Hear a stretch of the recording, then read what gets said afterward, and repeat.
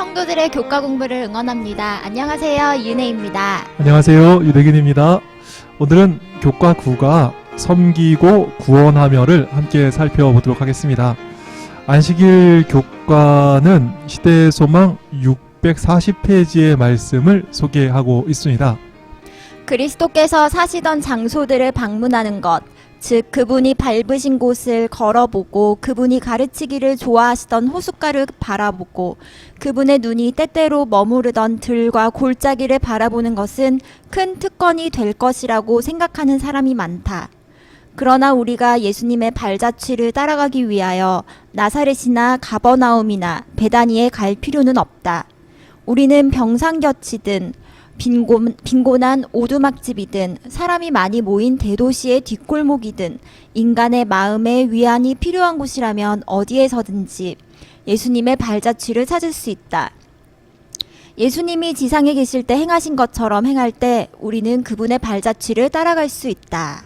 예수님께서 사시던 곳 요단강 또 갈릴리 호수 나사렛에 가보는 것은 얼마나 감동이 있겠습니까? 그런데 요즘에 코로나 때문에 성지 순례는커녕 가까운 이웃 나라도 못 가보고 있지 않습니까? 네. 그런데 예수님의 발자취를 따라가기 위해서 나사렛에 또 가버나움에 베다니에 갈 필요가 없는 것입니다. 왜요? 예수님이 지상에 계실 때처럼 우리가 행한다면 그것이 그분의 발자취를 쫓는 것이다 라고 시대의 소망은 이야기하고 있습니다. 네, 그렇습니다.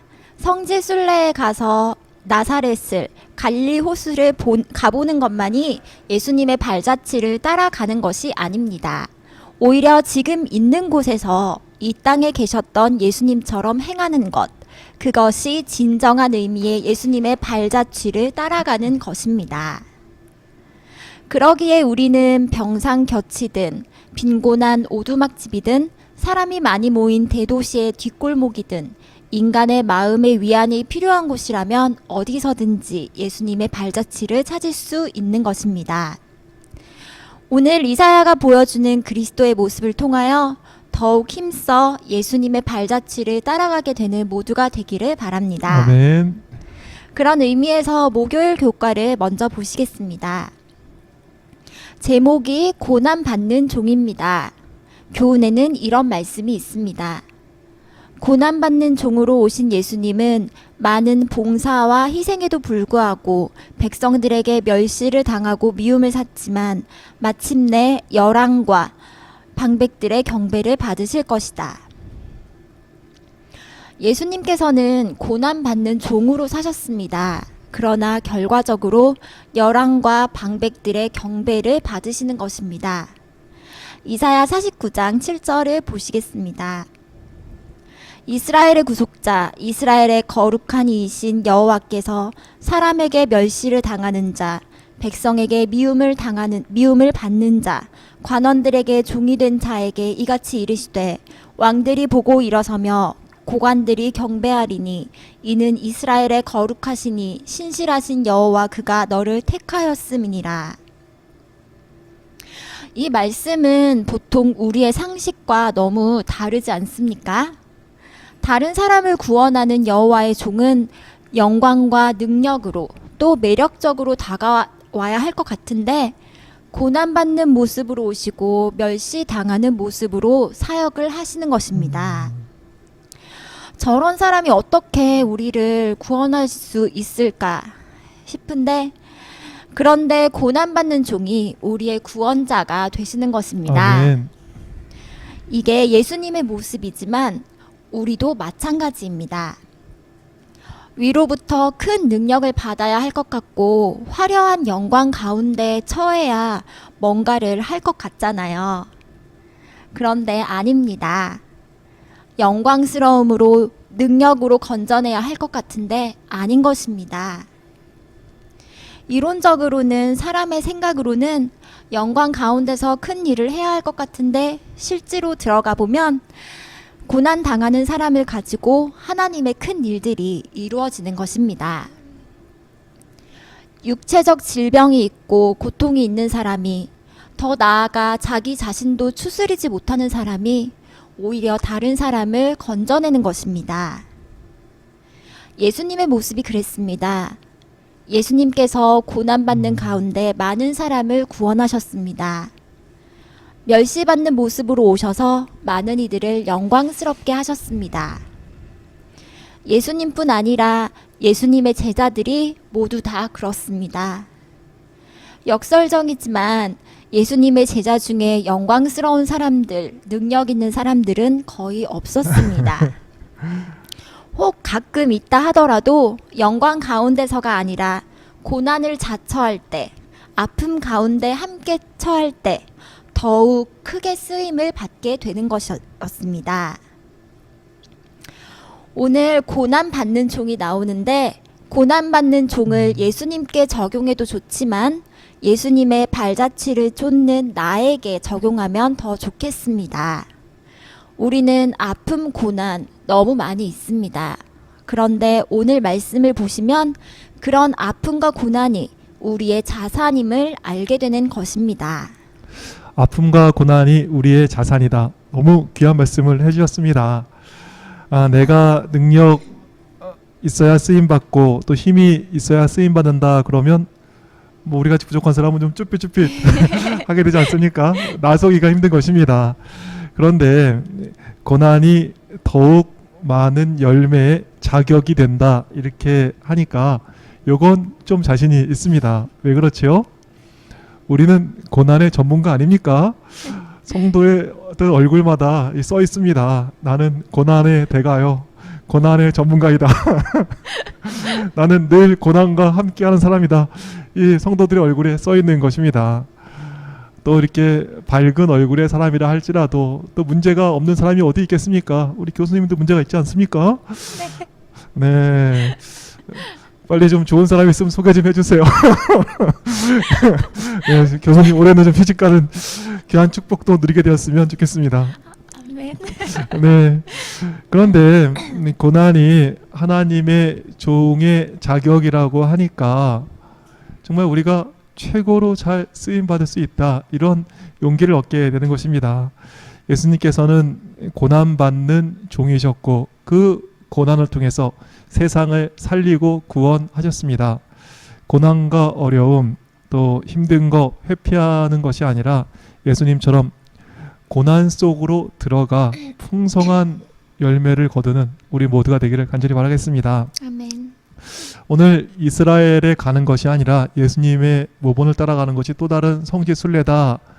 이것을 배우면서 정말 특별한 또 참다운 성지 순례를 하고 있는데요. 목요일 교과를 조금 더 살펴보겠습니다. 이사야 49장 1절부터 12절의 말씀을 보면 하나님의 종이 나오는데요. 여기 언급된 하나님의 종이 누구일까요? 이스라엘로 나타난 여호와의 종이 이사야 49장 5절을 보시면 한 사람의 종에게 적용되는 것을 볼 수 있습니다. 즉 이사야 49장의 고난받는 종은 그리스도를 나타내는 것을 알 수 있는 것이지요. 그런데 이사야 49장 4절의 고난의 내용을 보면서 큰 감동을 받습니다. 우리 이사야 49장 1절부터의 말씀을 한번 보시죠. 섬들아 내게 들으라. 먼 곳 백성들아 귀를 기울이라. 여호와께서 태에서부터 나를 부르셨고 내 어머니의 복중에서부터 내 이름을 기억하셨으며 내 입을 날카로운 칼같이 만드시고 나를 그의 손 그늘에 숨기시며 나를 갈고 닦은 화살로 만드사 그의 화살통에 감추시고 내게 이르시되 너는 나의 종이요 내 영광을 내 속에 나타낼 이스라엘이라 하셨느니라. 그러나 나는 말하기를 내가 헛되이 수고하였으며 무익하게 공연히 내 힘을 다하였다 하였도다. 예수님께서 날카로운 칼처럼 말씀을 너무 잘하시는 것입니다. 요즘 말로 말하면 말씀을 잘 준비해서 설교를 너무 잘하시는 것이지요. 거기에 손 그늘에 숨긴다 했습니다. 혼자서 잘났다고 설치는 게 아니라 하나님의 보호하심을 받는 것입니다. 그리고 갈고 닦은 화살같이 강력한 사단의 왕국을 파괴하는 최고의 무기로서 역할을 하는 것입니다. 그런데 이렇게 예수님께서 사역을 정말 잘 하시지만 결과는 어떻게 되었죠? 이사야 49장 4절의 말씀 다시 한번 보시죠. 그러나 나는 말하기를 내가 헛되이 수고하였으며 무익하게 공연히 내 힘을 다하였다 하였도다. 충성을 다하였지만 결과적으로 헛일 했구나 하는 느낌이 드는 것입니다. 아유, 헛되이 수고했고 또 공연히 내 힘만 다 썼구나 이런 느낌이 드는 것이죠. 먹고 죽은 뭐 귀신 때깔도 좋다 뭐 이런 얘기가 있지 않습니까? 아이고, 그냥 밥이나 사 먹고 할 거를 괜히 엄한데 돈 썼구나 이런 생각이 들 수 있는 것입니다. 그냥 식구들하고 놀러나 다닐 걸 괜히 뭐 하나님 사업한답시고 또 교회 봉사한답시고 시간 쓰고 그냥 애를 썼구나 이런 헛됨의 느낌이 들 수 있는 것입니다. 요즘 아마 많은 교회에서 그런 느낌 있으실 것 같아요. 코로나19 때문에 예배가 무너지고 또 성도들이 교회에 잘 오시지 못하고 그걸 보면서 많은 목사님들이 내가 그동안 정말 몇 년간 헛일한 거 아닌가 이런 느낌이 아마 있으실 수도 있겠습니다. 모든 걸 다 바쳤더니 헛짓했구나. 정말 이사야 49장 4절의 말씀처럼 헛되이 수고하며 공연히 내 힘을 다하였구나 하는 생각이 우리의 마음속에 들 수 있는 것입니다. 그런데 예수님 헛됨 속에서도 어떻게 하세요? 하나님 보고 충성을 다하는 것입니다. 우리 이사야 49장 4절의 말씀을 다시 보시지요. 그러나 나는 말하기를 내가 헛되이 수고하였으며 무익하게 공연히 내 힘을 다하였다 하였도다.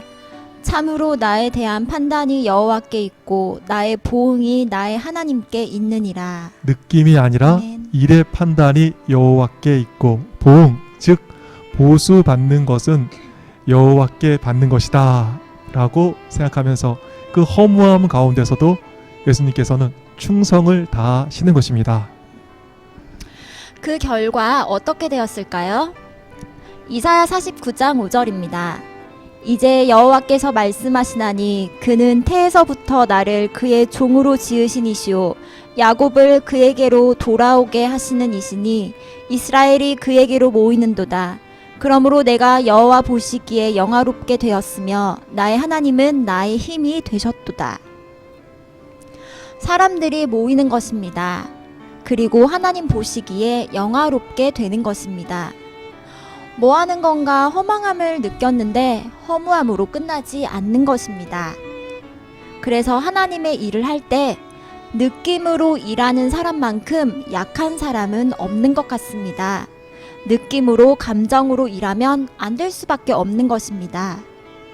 기분이 좋으면 하나님 일하는 것 같고 감정이 눌리면 안 되는 것 같고 우리는 기분과 느낌을 십자가에 못 박아야 하는 것입니다.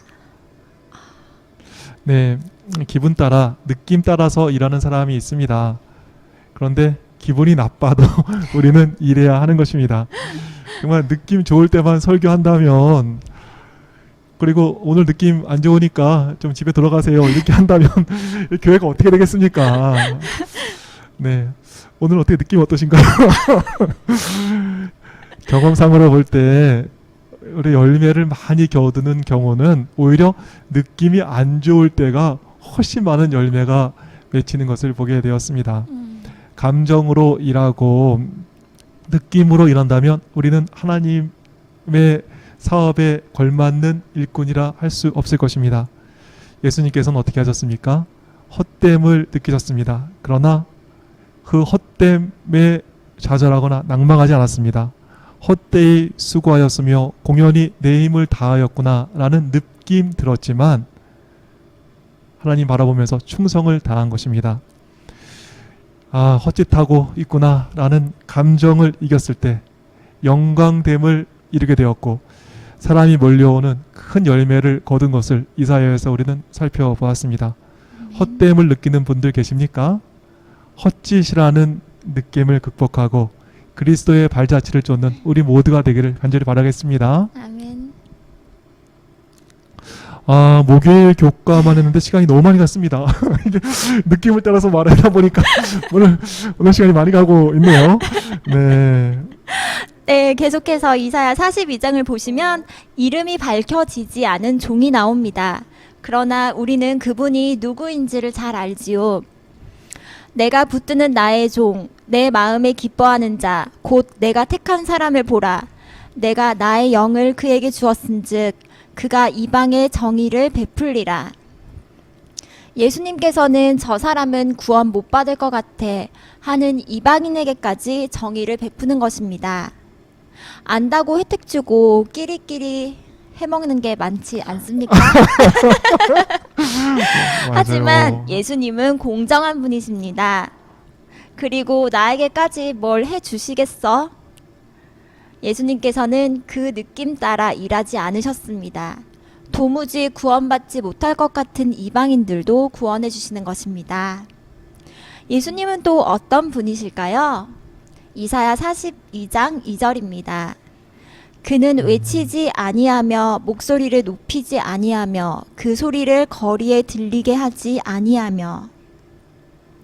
예수님께서는 조용하면서도 성공적으로 자신의 목표를 이루십니다.